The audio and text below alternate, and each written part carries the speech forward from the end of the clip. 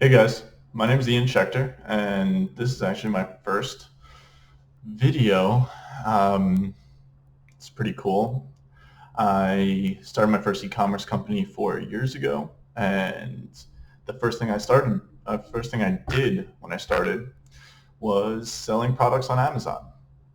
Since then, I've sold two different businesses. I've started two businesses that have hit over seven figures in the last 4 years, and I get a lot of questions about how I did certain things that I've done.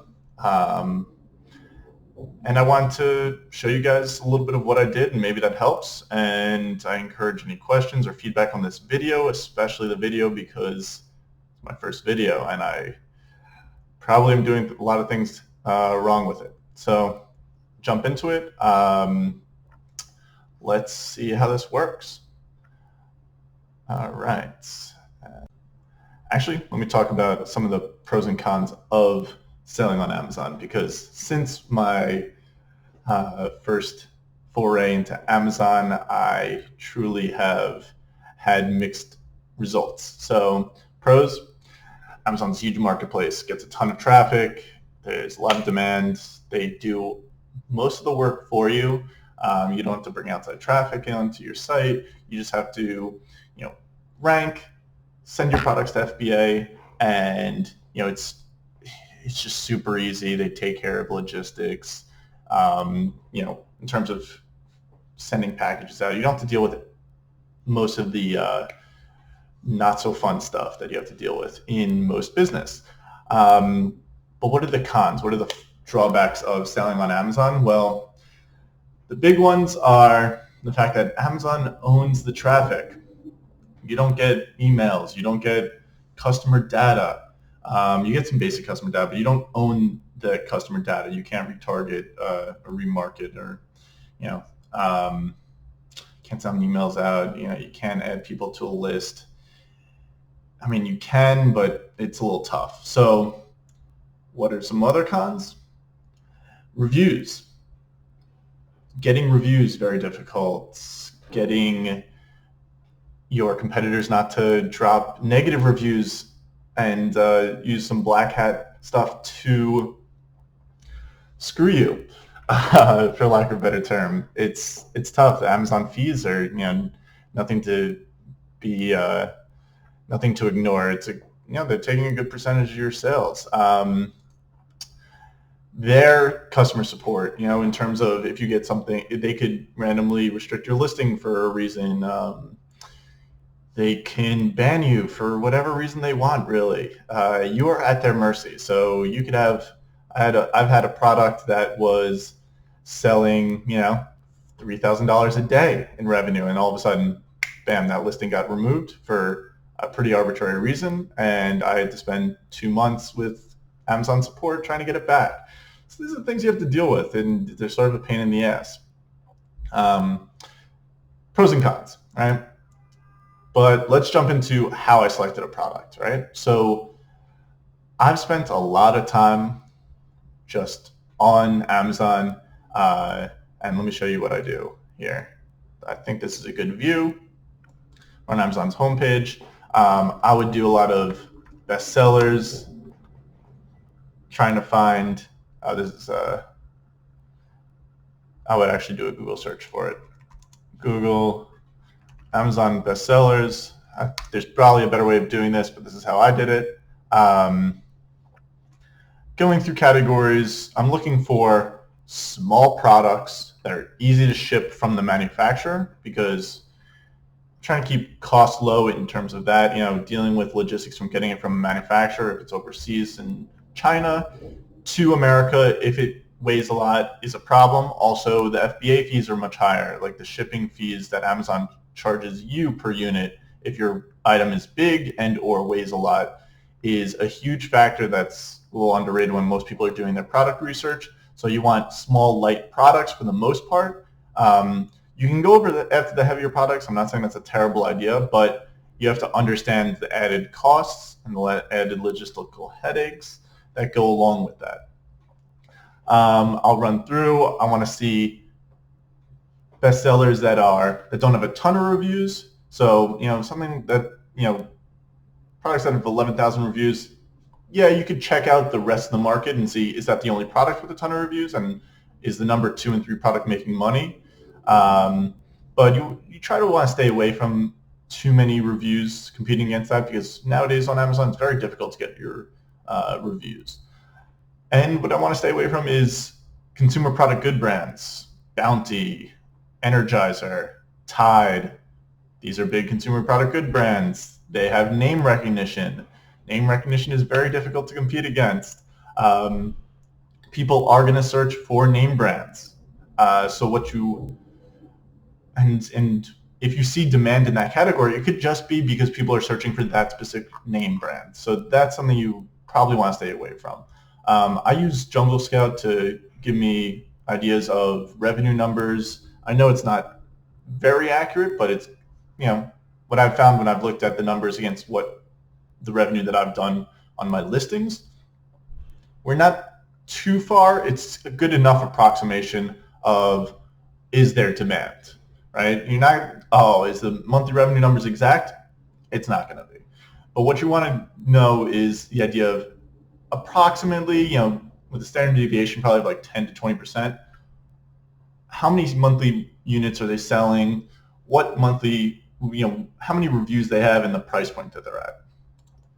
So let's look at a product that, I thought at a time was not too bad. Cork Coasters, right? It's a nice product. Very small, very light. Pretty easy product in terms of manufacturing and logistics. Make it in China, ship it to the United States. You can even airship this. The difference between air and sea shipping is that air is a lot quicker.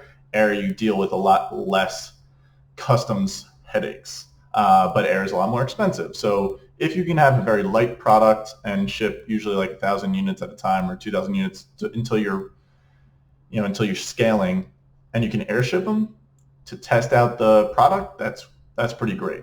Let's take a look at some of the listings here. All the price points around that, $10 to this is $17. That's pretty much, it's on the high end.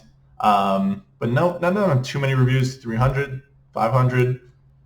This one's ranked number 1. It's 71 reviews. That's sort of interesting, right? Let's take a look at what Jungle Scout says in terms of demand.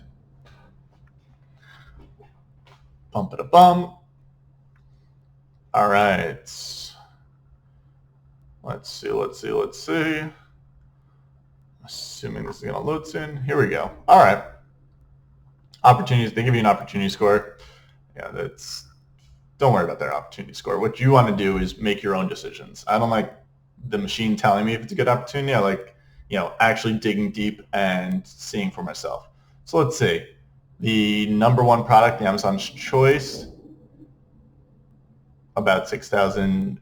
So their monthly sales, 577 units. So this guy's making good money with his coasters, $11.99 for 16. He also has the metal storage, which is a nice differentiator. Anything you can differentiate from the existing products is going to be great. This guy's a lot of reviews. It's a okay opportunity. It's pretty crowded. There's not a ton of demand, as you see by the monthly sales numbers. For the sake of an argument, for argument's sake, let's jump into what we go for here. Let's say this was a better category, right? Where would I go from here? All right, well, I know my price point has to be in that 10 to at most $15, $16. Maybe if I have a holder, I can maybe add some value there. So I can maybe do that $13 to $14. Maybe there's some designs on it. That's pretty cool. That's another way to differentiate yourself. All right, so let's see. We need to be able to sell it in that price range. So what would I do to find out? Well, let's go to Alibaba, right? Alibaba, the best site to look up manufacturers overseas. Not a huge, when possible, manufacturing domestically is great. It's unfortunately not a realistic thing to be doing for a lot of different products. So let's say Cork Coasters, right? You go to suppliers, Cork Coasters. You're seeing, I wonder where all these guys got their products from. Well, here we go. There's a bunch that are doing very cool things. you see wholesale. So when you're on Alibaba, you're gonna find two different types of manufacturers. You're gonna find two different types of companies, right? You're gonna find manufacturers, the actual people who are making the product, then you're gonna find wholesalers, and they're people, they're companies in China who are aggregated from different manufacturers. They understand the American market. They understand people are buying, and they usually, are the people who are know how to deal with Americans. They speak English great, but they are adding a little bit to the price so that you're actually paying a little bit more when you're dealing with when you're buying it wholesale versus when you're buying it straight from the manufacturer. So you try to get straight from the manufacturer when you can.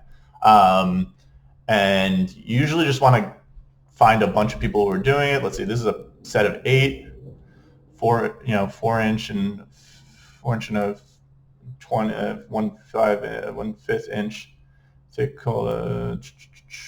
All right, so 1,000 pieces. Usually the minimum order quantity for most products is going to be around that 1,000 units.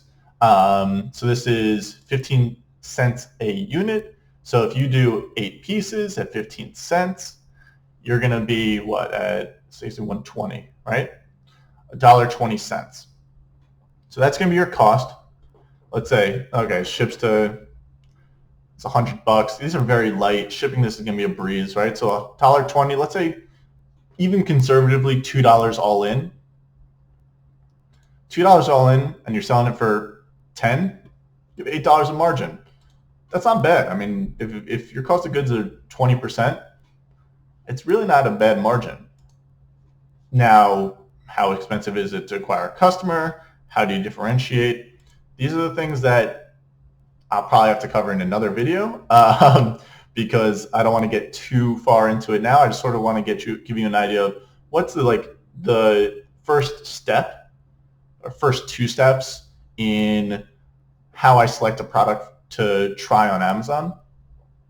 And this is really what it is, right? It's getting an idea of the market, getting an idea of where the price point has to be in a niche that has the demand and that you can compete on in reviews and product quality. Going to Alibaba or whatever manufacturing site, if you can find domestic manufacturers, that's great. This just makes it really easy. And the idea behind Alibaba is you want to contact 7 or 8 of these guys and tell them be as detailed as possible in what you're looking for. You want to know minimum order quantities. You want to know shipping cost. And you want to know if you can brand it or can package it with your branding. You don't want to you never want to sell a product that's not branded. You ideally want to start with something that you can brand so that if it works, you can branch out into similar ancillary products. You want to always launch a product with the idea that if it succeeds, you can build a brand around that product, with that product and some ancillary products around it. So from a price point, this is not too bad. If we go to FBA calculator, right?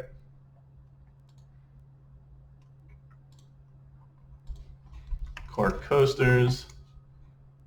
Let's say, yeah, this is pretty much it. This is a pack of 20. Let's say a pack of 10, right?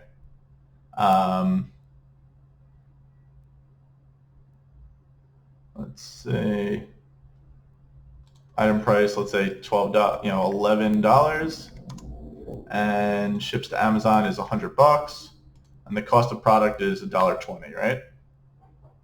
Let's say, let's say $1.50, right? Let's see. I'm sorry, this is per product. Let's say this is 50 cents.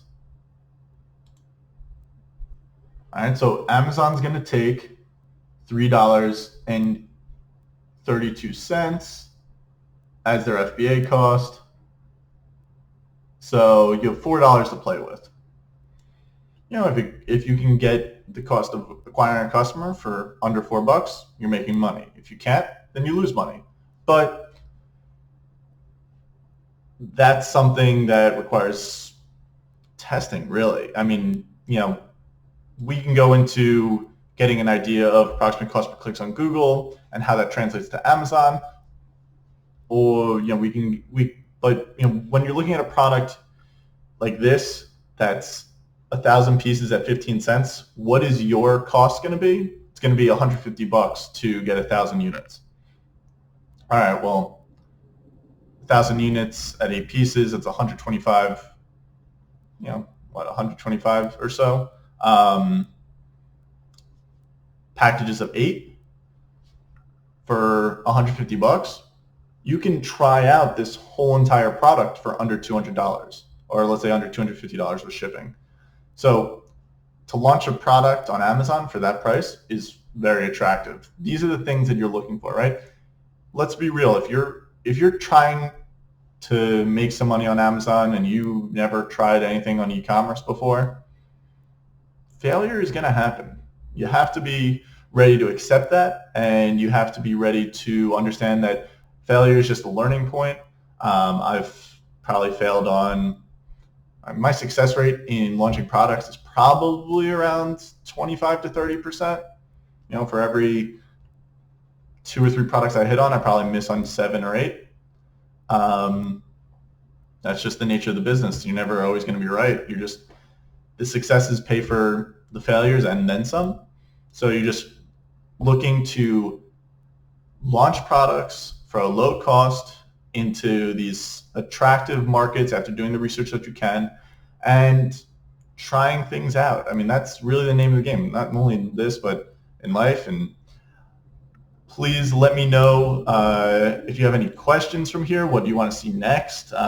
This is video number 1, and I'm very much looking to help you guys where you see you need help. If I can, I don't have all the answers. I'm very willing to bring on experts with me to discuss topics that I don't know a lot about, because there's plenty of stuff I don't know. I made money in e-commerce, but there's, e-commerce is a vast world and there's plenty of ways to make money. So if you have specific questions, please reach out. If you want to see certain things, please reach out.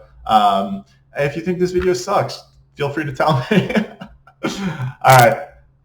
Thank you very much for watching, and hope to hear from you guys soon, and or I'll see you on the next video.